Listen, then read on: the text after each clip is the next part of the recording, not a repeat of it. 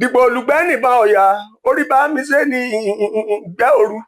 ọdẹ ìbárosẹ́ ọdẹ ìbároyà ọdẹ ìbá pẹran kìbà tí mẹ́dùn kankan jẹ́ àní bá àrípa ní ìgbé àmọ́ gbanú oko ẹni lọ tinú oko ẹni kì í ṣe é wọ̀ àsìmúsù méjì fúyàwó ẹni aró múso oúnjẹ a kú ọjọ́ mẹ́ta kan gbogbo olólùfẹ́ ìwúlò ìwé àtìbò káàkiri gbogbo àgbáńlá ayé bàbá ọdẹ yín náà ni o Tajudeen Ajani kí la fẹ́ gbéyẹ̀wò lónìí kí la fẹ́ kó tún jẹ́ àǹfààní fún ọmọ kóòtù òjíire ní orígun mẹ́rẹ̀ẹ̀rin àgbáńlá ayé tẹ́ wà ọ̀pọ̀lọpọ̀ ẹ̀dá ló máa ń ní ìṣòro pajápajá ó máa ń ṣẹlòmíì lẹ́sẹ̀ tọ́wọ́ òkú táìtáì tó faṣọ nígbà míì ẹ lọ wá adéròkun ẹ lọ wá ewé adéròkun ewé ewúro ni wọ́n ń pè bẹ́ẹ̀ tẹ́ ẹ bá ti rí ewé adéròkun pàápàá jùlọ kẹ́ ẹ já òmùnú ẹ̀yẹn ní òlomi dáadáa kẹ́ ẹ wá mú ọtí ẹlẹ́rìndòdò olókè méje hùn kẹ́ ẹ fi gbó kẹ́ ẹ wá ṣẹ kẹ́niyẹn máa mu gáàsì kan lọ́sàn-án gáàsì kan lálẹ́ ọ̀nà kan nìyẹn tàbí kó lọ mú ẹ tó bá lè mu ọtí líle kó fi ọtí líle gbó ẹ má fomi gbó ọtí líle ọtí ìbílẹ̀ ní kẹ́ ẹ fi gbó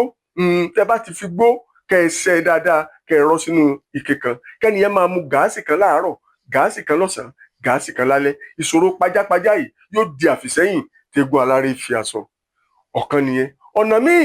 ni wípé ọṣẹ rẹ̀ wà tẹ́niyẹn ó máa fi ọṣẹ wẹ̀ ewé adéròkun náà ni ẹ wàá mú ẹyọ atare mẹ́ta ẹ gún mọ́ tẹ́ bá ti gún mọ́ ẹ wàá mú ọṣẹ dúdú ẹ fi kó nǹkan méjèèjì sẹ́gùn àtàdéròkun àti ẹyọ atare mẹ́ta yìí ọṣẹ dúdú yìí lẹ́gùn mọ́ ẹ kó sínú òkè kan ẹnìyẹn yóò máa ṣe kíni yóò máa fi wẹ̀